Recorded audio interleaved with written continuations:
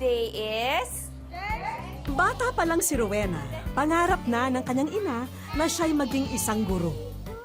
Isa raw kasi itong propesyong marangal at tahimik na nababagay sa kanya. Ngunit si Rowena, iba ang pinapangarap para sa sarili niya.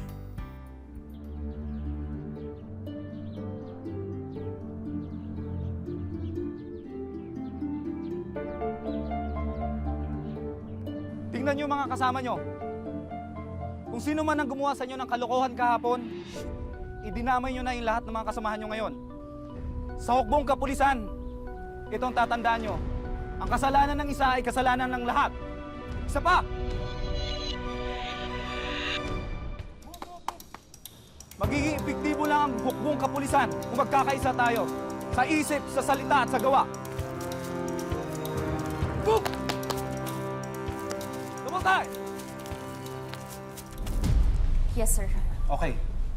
Diba? Oo. Ba nagsumbong? Hoy, alam mo, mga problema sa inyong mga babae, masyado kayong chismosa no? Hindi kayo marunong makisama. Pati ako dinamay mo. Bakit ka kasi nandito? Balita ko, hindi alam ng magulang mo na nandito ka.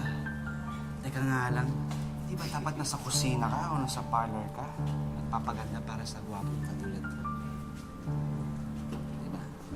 Teka lang. Huwag kang bastos. Kausap pa kita eh. Bakit ka nandito? Siguro nandito ka para lumandi, ano? Ano ka ba naman? Ano naman kailangan sabihin? Bibigay ko naman lahat to sa iyo. Gusto mo ba akong tikman? Bastos! Galing ha? Pakipot pa to no? O baka naman trip mo ay mga babae. Pwede naman natin pag-usapan yan. Eto, gusto mo itutusok sa'yo? Pati dyan sa ano mo? Ha? Pakipot ka pa no? Wala ka palang binatbatol eh. Hindi ka type eh.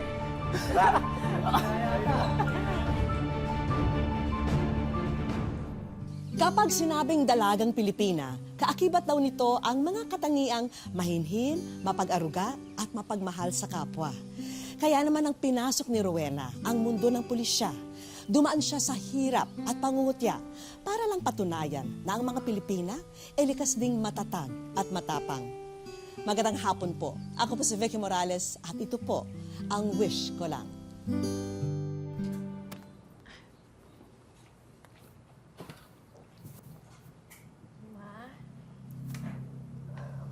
Man po.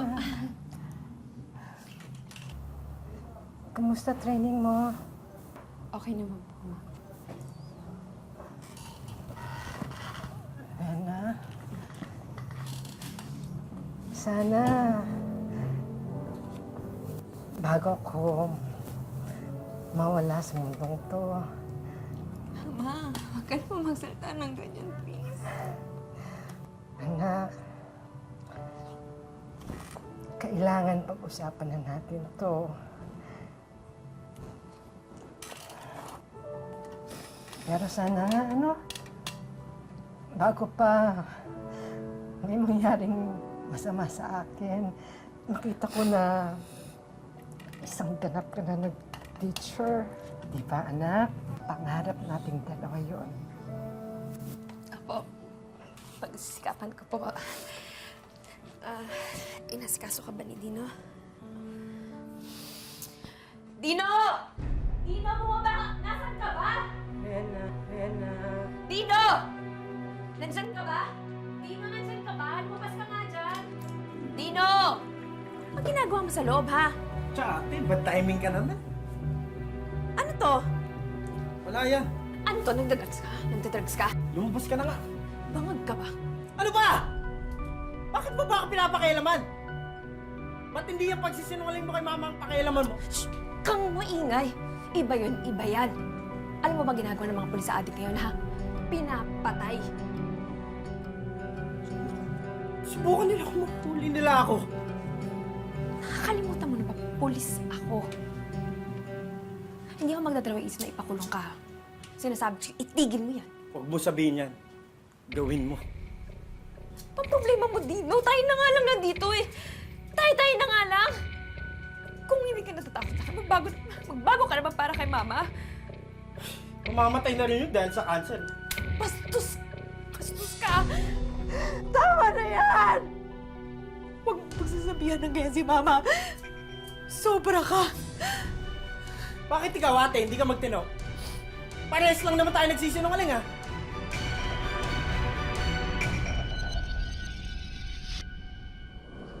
Napaka-importante ng operation natin ngayong araw na ito. Alam kong mga bago kayo. Kaya ito ng pagkakataon nyo para magpakitang gilas. Sir, naiintindihan ko naman po yun. Pero ang hindi ko pong maintindihan kung bakit nandito tong si Rowena. Kayo mismo po nagsabi na delikado tong buy-bust operation eh. Jeremy, hindi ako nakikipaglukuhan ha. Naiintindihan ko naman po yun, sir. Ang hindi ko lang po maintindihan kung bakit kailangan natin dito si Rowena. Eh, para pala kay kwentro tayo, anong gagawin nito? Mag-makeup na lang, mag-aayos ng buhok, ganon, sir? Tandaan mo, isa kang pasangawa sa klase ko. Hira naman. Baka mas matinik pang bumaril sa iyo yan eh. As I was saying, matinik na drug puso yung babanggain nyo. Dapat armado kayo.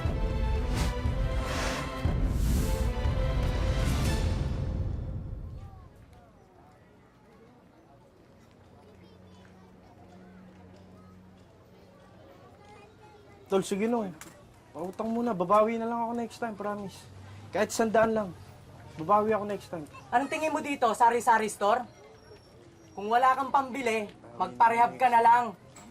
Bawi naman ako next time eh. Sige na. Puro ka bawi. Sino yun? Sino yan?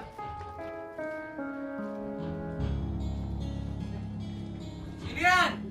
Para mauna na ako. Salamat na lang. Madali ka lang.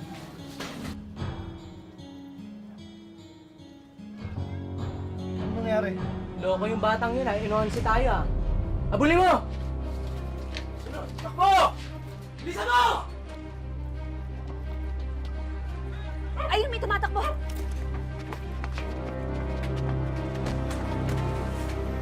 Tigil!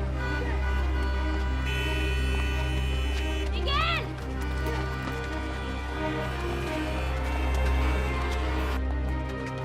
Tigil! Ito tumakbo, pare! Ayun! Tumakbo na! Tigil! Ito tumakbo, pare! Huwag kang gagalaw! Taas kamay!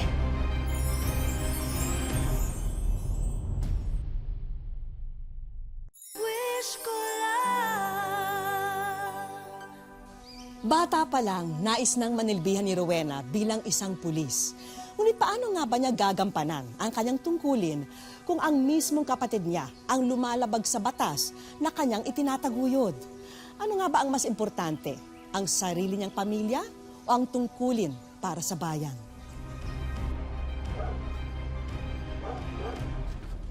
Tigil! Taas kamay! Walang iya ka ha. O, same pa kami ha. Harap! Harap! Puso kang bata ka. Dapat sa'yo tinuturuan ng leksyon. Hindi, babalik ko naman ito, no. Kalma muna. Tol, ito, ibabalik ko. Maawa na kayo sa akin. Baba nyo na yan, no. Itso tayo. Huwag kang gagalaw.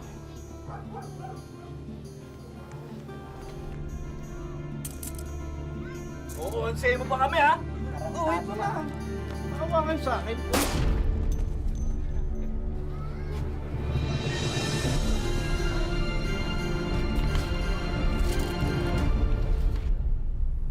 Congrats, Miss Ako Salem. Balita ko, ikaw rin nakahuli. Siniswerte lang po, sir. Sir, siniswerte lang talaga yan eh. Kung ako yung nandun, sir, papatayin ko na yun eh. Dapat ako talaga yung hero din, sir eh. Jeremy, tama na yan, ha? Sige na, Miss Ako Salem. Good job. Salamat po. Ah, teka, sandali lang, Miss Ako Salem. Bakit po, sir? Sir. May kasabay pa rin kasing nahuli. Kasabay ng operations ninyo. Yun nga lang, may casualty. At kaapelyido mo pa. Sana mabigyan mo kami ng information tungkol sa kanya. Gino raw ang pangalan niya. Kilala mo ba siya? Ano pong nangyari? Yun, nabaril ng puser. Nasa morgue na ngayon. Until now, wala pa rin nagkiklaim.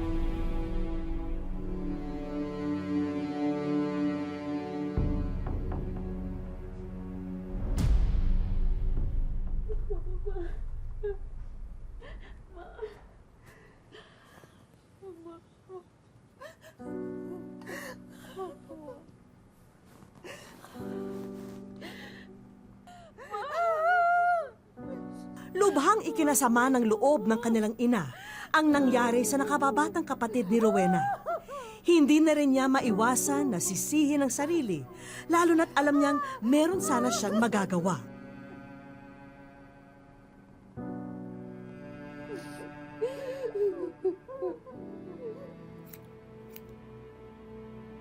Ngunit ito na rin ang naging hudyat upang lalong magpursigi si Rowena para maging isang ganap na police woman.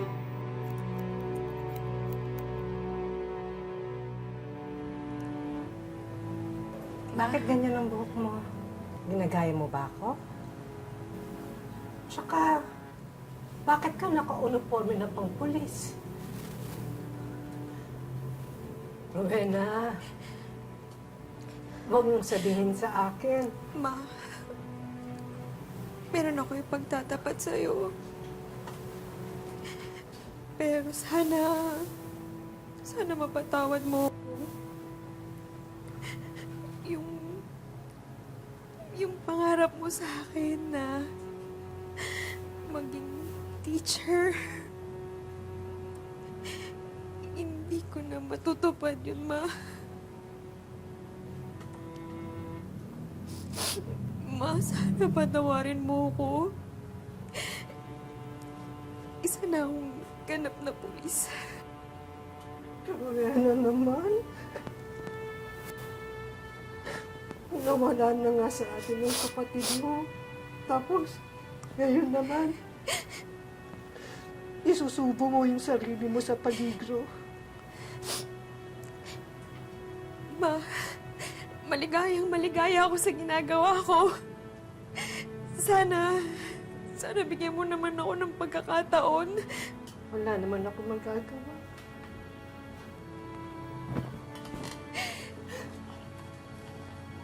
Basta anak, ha? Pangako mo sa akin na mag-iingat ka palagi na walang masamang mangyayari sa'yo. Ma, sorry pero hindi ko maipapangako na hindi ko ilalagay ang sarili ko sa peligro. Pero ipinapangako ko, magsisilbi ako ng tapat at abot sa aking makakaya. Ma, sana proud pa rin kayo sa akin.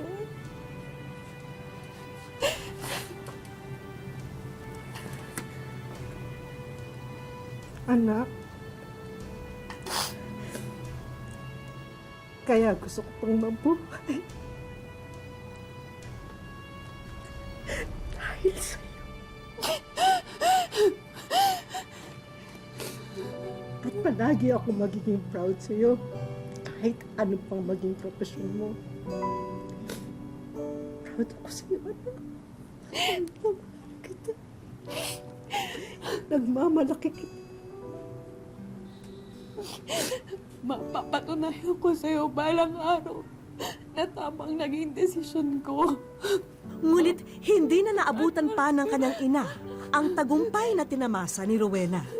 Dahil noong taong ding yun, sumuko ang pinakamamahal na magulang sa sakit na kanser. Hindi! Hindi! Hindi ako bababa rito! Hanggang hindi nilalabas ang misis ko! Nasaan ang misis ko?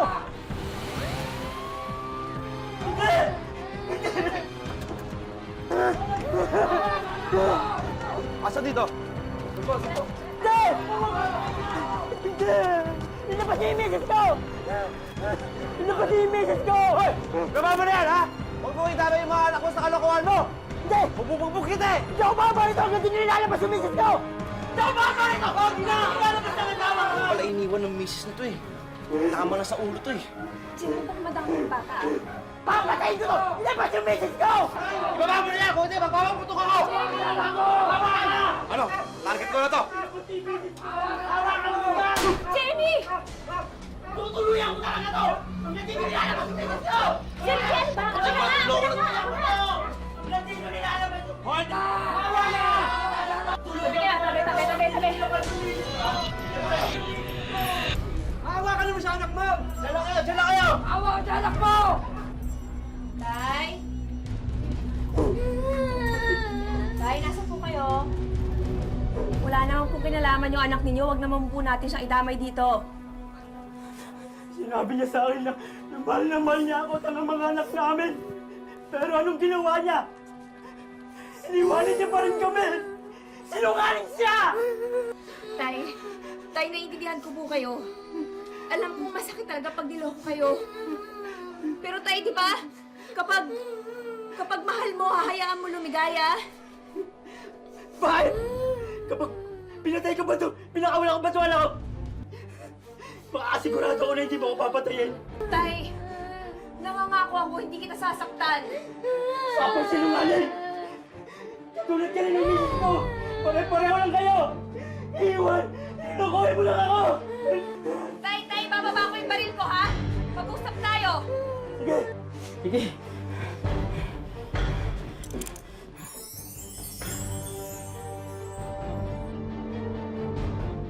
Wish ko lang. Tay! Saan pumunta? Tay! Labas!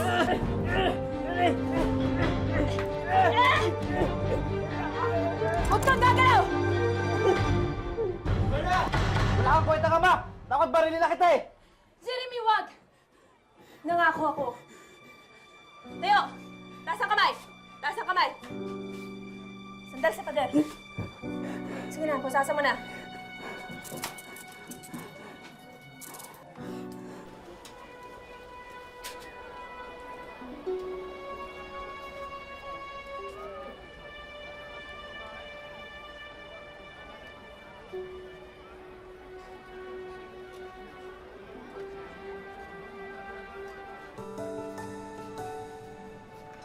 Bukod sa kanyang serbisyo bilang isang pulis, naging aktibo rin si Rowena sa pagtulong sa mga batang nangangailangan.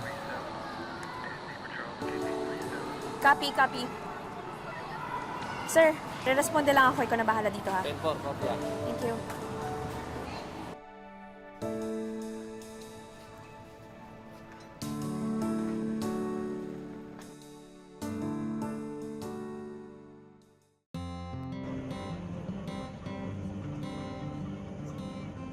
Hindi maikakailang nakatadhana talaga para kay Rowena ang kanyang napiling propesyon.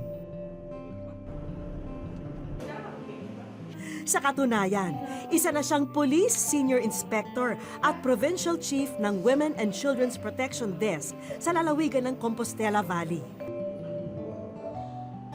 At nito lamang nakaraang Lunes, tinanggap naman ni Rowena ang parangal bilang Top 10 Most Outstanding Police Officer sa buong Davao del Norte. Alam naman natin yung Philippine National Police ay isang male-dominated organization.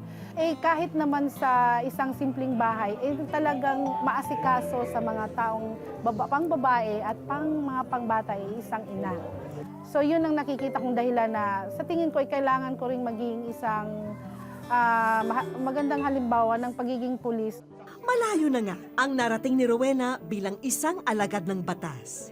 Naging mausisa tuloy kami kung ano ang kanyang naging inspirasyon para labis na maunawaan ang mga suliranin ng mga taong dumudulog sa kanya. Ang tugon niya sa amin, ang kanyang pagiging isang babae. Yung strong point ng babae is kasi sincere ka, loyal ka, at saka may perseverance ka magtrabaho. Yung mga bagay na ganito, yung makikinig ka ng problema ng ibang tao, lalo ng problema ng babae, problema ng mga bata, kailangan ng isang tao, isang pulis na handang makinig. Gayunpaman, may mga bagay na kailangang isakripisyo ni Rowena. Dahil pulis din ang kanyang kabiyak, madalas daw silang wala sa bahay para makapiling ang kanilang mga anak. Kaya naman sa mga pagkakataong wala siyang pasok, sinisigurado niyang nagagampanan niya ang maging ilaw ng tahanan sa kanyang pamilya. Iba kasi yung oras ng pulis. Hindi mo masyadong ma-devote yung time mo sa pamilya mo. Kasi kailangan i-devote mo rin sa trabaho mo. Kasi sinasabi nga, ang trabaho ng pulis is 24/7. Ibig sabihin, yung 24/7, 24 hours in 7 days, saan mo pa kukunin yung time mo para sa family? So, kailangan niya ng matinding pagmamanage.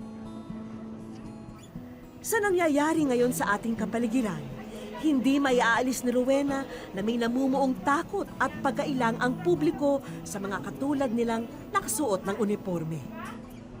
Isa lamang daw ang ipinapakiusap niya sa lahat ng kanyang kababayan.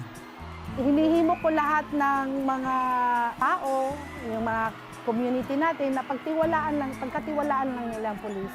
Dahil kami naman ay sa abot namin makakaya, ay gagawin namin yung ikabubuti ng ating bayan. Yun yung pinaka-importante sa amin.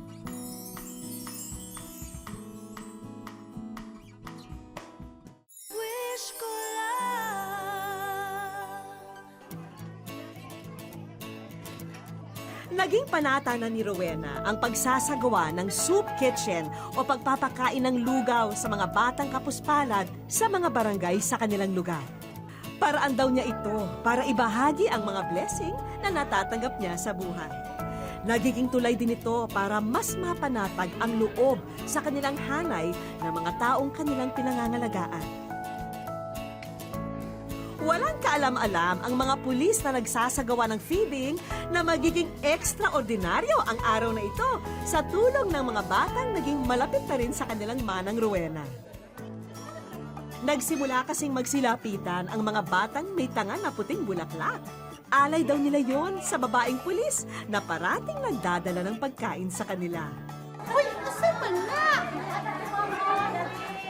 Thank you! Kisa man asa ni Gikan sa kubana ni? Oras na rin siguro, Rowena, para malaman mo ang tunay naming misyon sa pagparito.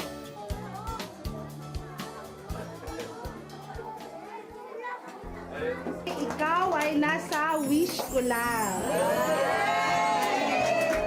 Halatang napukaw ng tagpong yon ang damdamin ng magiting na policewoman. Kasi hindi ko naman na-experience yung ganito dati. Kasi ito, pag matanda na tayo, sila yung pwedeng mag-alaga sa atin. Sila yung pwedeng mag-ingat kung anong meron tayo ngayon. So, kailangan turuan natin sila, kailangan alagaan natin sila for the future. Para makibahagi sa iyong ginagawang pagtulong sa mga kabataan, Rowena, hayaan mong sa amin na muna manggaling ang mga regalo pang edukasyon para sa kanilang lahat. Siguradong bawas na ang school supplies sa problemahin ng mga magulang ng mga batang ito.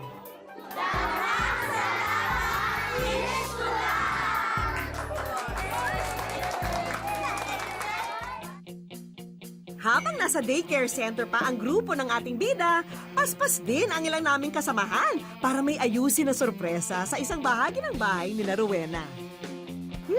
Ready ka na ba, Rowena? Kulbaan, mangkul. Asan ako titingin? Wow! Tanggapin mo na, Rowena, ang wall ni Idol. Hayaan mong araw-araw naming ipaalala sa iyo na saludo kami sa iyong walang kapagurang serbisyo para sa mga kababaihan at kabataan ng buong Compostela Valley. I love you. English, ayaw niya ng Tagalog pala. Hudyat ang matamis ng ngiti ni Rowena na mission accomplished ang ginawa naming paglapag dito sa Davao del Norte. Minsan, kailangan mo talagang tumingin sa salamin para makita mo yung sarili mo kung ano yung ginagawa mo. So, I hope lahat naman ng nagawa ko natuwa yung mga, lalong-lalo yung mga bata at saka yung mga tao, of course. Thank you sa inyo talaga. to serve and protect. Ito ang sinumpaang tungkulin ng ating mga kapulisan para sa publiko. Kung nakakaladkad man sila, paminsan-minsan, sa hindi magandang balita, huwag naman nating ipagkait sa kanila ang isang taus-pusong pasasalamat kung nagagawa nila ng mabuti ang kanilang tungkulin sa atin. Once in a lifetime lang ito. Sana marami pa ring pulis na makilala nyo at sana magkaroon pa ng maraming inspirasyon para sa kanila. Thank you talaga.